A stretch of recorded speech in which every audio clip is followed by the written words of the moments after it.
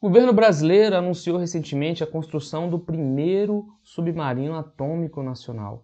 A tecnologia é de ponta e vai colocar o Brasil junto das grandes nações em termos de proteção e de poderio militar. No entanto, esse investimento, essa decisão do governo de investir num submarino atômico vem trazendo algumas críticas de alguns setores da sociedade. A questão é bem simples. Num país como o Brasil, que tem dificuldades em educação, em saúde e até em saneamento básico, será que faz sentido investir tanta grana num submarino atômico? A questão é importante. Meu nome é Guilherme e hoje vamos falar sobre o submarino atômico brasileiro. Em primeiro lugar, é importante dizer do que se trata esse investimento, né? O submarino atômico, ele gera sua propulsão a partir da quebra de núcleos atômicos. São detalhes técnicos que não cabe a gente aqui entrar, mas basicamente ele não retira sua energia a partir do diesel, por exemplo. Então ele tem uma autonomia muito maior e um alcance muito maior. Ele fica muito mais tempo submergido, que é a função do submarino, né? Isso dá um poderio militar diferenciado e bem avançado para a Marinha brasileira. Sendo mais rápido e cobrindo uma área maior, ele naturalmente é um diferencial tecnológico para o país. Uma empresa privada nacional foi contratada para construir esse submarino, então ele não vai ser construído por uma empresa estatal, pelas Forças Armadas, coisa do tipo, né? E a previsão de entrega é para 2029. Enfim, o submarino atômico é considerado um grande trunfo da estratégia militar brasileira e é um projeto que vem sendo discutido, avaliado e pensado ao decorrer de vários anos. Não tem nada de novo, não é desse governo Lula que vem essa estratégia, essa decisão de construção de um submarino atômico. Mas do que se trata essa crítica, né? Vamos lá. A crítica, de novo, é basicamente sobre a alocação do recurso público. A discussão é antiga.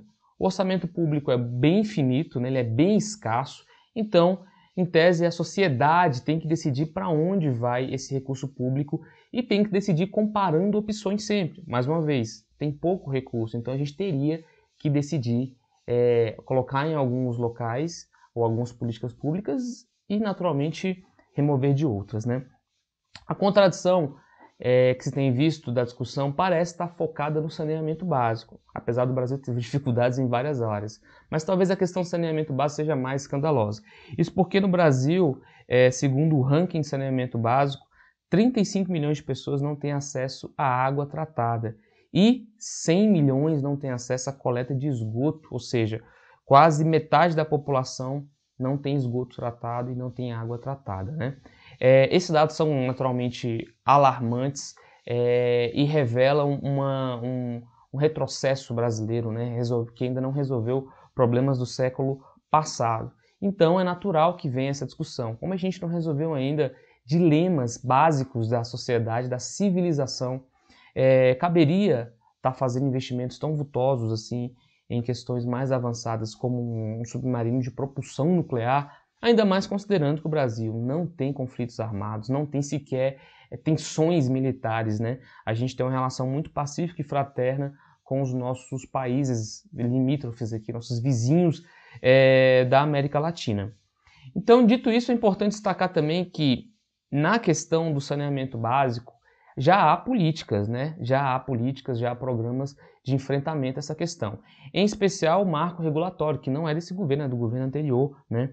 Que determina aqui uma meta, né, de 99% da população brasileira atendida por abastecimento de água e 90% da população com esgoto sanitário, incluindo tratamento e coleta até 2033. Então, assim, o primeiro ponto dessa discussão que já vale a pena tratar é que há políticas, sim, para a questão do saneamento, há políticas, sim, para a questão do tratamento de esgoto no Brasil, tá? E elas estão sendo implementadas, né? A meta, inclusive, é para próximo, né? 2033. Ou seja, não é como se o Estado não estivesse olhando para essas questões. A gente vai voltar nisso daqui a pouco, mas nesse caso, inclusive, o marco legal ele traz as empresas privadas para essa questão do saneamento básico. Independente de você ser a favor ou contra a participação das empresas privadas, maior participação das empresas privadas nos negócios estatais, o ponto aqui é, o Estado já está olhando para essa questão e já está promovendo ações, organizações e planos para tratar da questão do esgoto e da água tratada no Brasil. Então não é como se o Estado tivesse abandonado essa questão. Mas vamos à frente, né? O que importa agora é falar um pouco sobre a questão da tecnologia de ponta, né? De novo, o dilema é esse. A gente não tem saneamento básico, mas está investindo em tecnologia de ponta. Esse dilema, ele tem que ser olhado por lado também da tecnologia, né? O que acontece é que quando ocorre desenvolvimento tecnológico de ponta, como é o caso do submarino atômico, a gente acaba produzindo riqueza, produzindo valor em outras áreas, né, em outras franjas ali, nas adjacências da tecnologia, como se fala. Então esse tipo de investimento, ele gera empregos de alta qualidade, ou seja, empregos sofisticados de engenheiros, físicos e químicos que vão ter que lidar com aquela tecnologia, vão ter que criar tecnologia, ou seja, ela cria demanda por empregos mais capacitados, que falta no Brasil, né? Uma outra discussão muito comum é que tem engenheiro em Uber, né? Trabalhando em Uber. Tudo bem. E quando vem uma proposta de produzir tecnologia para empregar os engenheiros, a gente não vai abraçar? Então, assim, esse dilema expõe algumas contradições do próprio pensamento brasileiro, né? Então, colocando em outras palavras, quando você foca a energia nacional em produção de tecnologia de ponta, você cria empregos capacitados, você gera uma demanda por essa educação capacitada, então não deixa de ser também um investimento social, investimento em educação, investimento em empregos, investimento em distribuição de renda.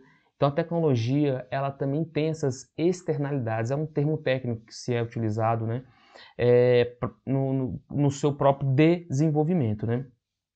Então aqui só para citar uma outra vantagem, né, quando você foca a energia no desenvolvimento de uma tecnologia, você também gera outras tecnologias, né, que são úteis para a nação no curto ou no longo prazo.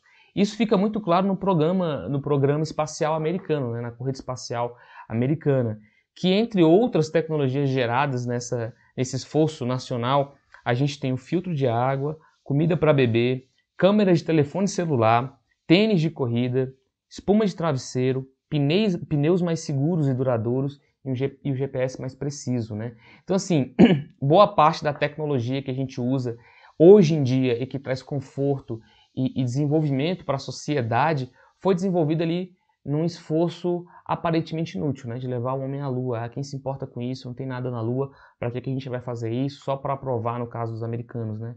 Provar para a União Soviética que eles podem mais, isso é inútil, enfim.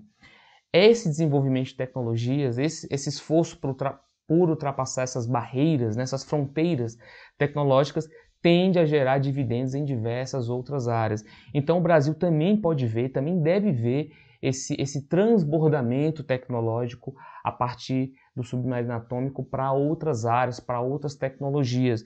Então essa é outra vantagem, além de, como eu falei, ter o componente sim social, também tem a questão do transbordamento tecnológico. De novo, complexidade produtiva, ou seja, a produção de artefatos, né, de manufaturas, de objetos mais tecnológicos, gera transbordamento, gera avanço tecnológico e gera inclusive recursos, esses recursos financeiros, né, para ser reaplicado em outras áreas, de novo, inclusive na área de saneamento básico.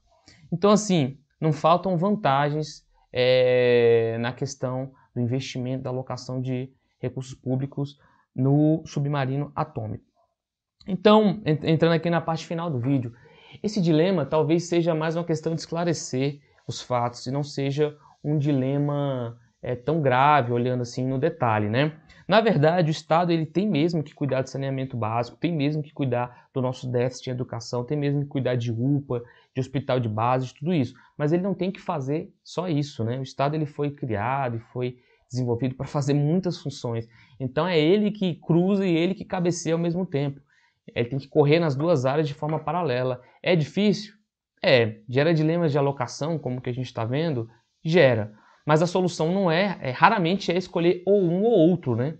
Infelizmente, ou enfim, felizmente o Estado tem que agir em diversas áreas e agora com tecnologia e saneamento não é diferente. Afinal de contas, o saneamento também, ele advém da tecnologia.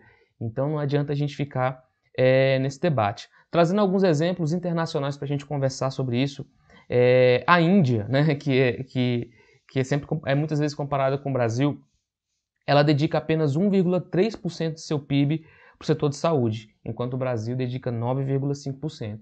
A questão de saneamento básico ainda é pior. A Índia tem uma questão drástica e ultra retrógrada em questão de saneamento básico, isso é noticiado sempre. No entanto, recentemente eles mandaram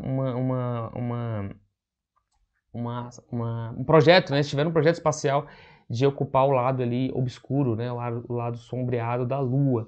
Então, enfim, as nações do mundo inteiro estão ao mesmo tempo tentando lidar com as duas coisas, né? Avanço tecnológico para não ficar para trás, para não ser só um país exportador de matéria-prima, para não ser só um país com empregos de baixa qualidade, com fuga de cérebro, e ao mesmo tempo garantir a base da sustentação nacional, né? Por meio de saneamento básico, investimento em educação, investimento em saúde. Então o Brasil não é o único a fazer isso e nem é o mais atrasado. De novo, a China, a Índia, de novo, né? Eu estava falando da Índia, tem esse problema e também ao mesmo tempo está tentando lidar com as duas coisas ao mesmo tempo. Estava falando da China porque também a China faz isso, né? A China é um país que teve que lidar com a miséria extrema por muitos e muitos anos e recentemente declarou que extinguiu a miséria extrema no país, mas não foi ignorando tecnologia. Muito pelo contrário, a gente vê hoje a China como a potência em termos tecnológicos, a potência em termos de smartphone, a potência em termos de carros elétricos, a potência em termos de energias alternativas, né? Essa economia da transição energética. E uma coisa sustenta a outra, né? Então você não pode abandonar uma área nem outra. Enfim, para concluir, sim, o recurso é escasso, ele é finito, mas não se trata de um dilema de investir nisso ou aquilo. O submarino atômico ele pode sim ser um trunfo nacional, não para usar contra os países, mas para gerar tecnologia aqui, gerar empregos qualificados aqui, gerar esse transbordamento tecnológico aqui, gerar demanda para a universidade, né, para pesquisa e, ao mesmo tempo, a gente tem um novo marco legal de saneamento básico que vai perseguir as metas, que também deve ser fiscalizado, que também deve ser buscado. E nos dois casos são empresas privadas que estão sendo chamadas a trabalhar. O Estado está coordenando a ação, está investindo financeiramente, mas também está coordenando para que empresas privadas venham participar. Então, enfim, os dois esforços são importantes, eles são necessários. Eu acho que no Brasil a gente precisa elevar a discussão para não ficar nesse terreno fácil de ou isso ou aquilo, olhando, sem olhar, né, as especificidades de cada caso. Esse era o vídeo, se você gostou, deixa um curtir, siga o canal e deixe embaixo seus comentários o que você acha dessa discussão, se você já tinha uma opinião formada sobre isso, se a nossa conversa mudou a opinião. Enfim, a gente está aqui para estudar esses assuntos importantes do Brasil e também para aprender. Agradeço pela visualização e até o próximo vídeo.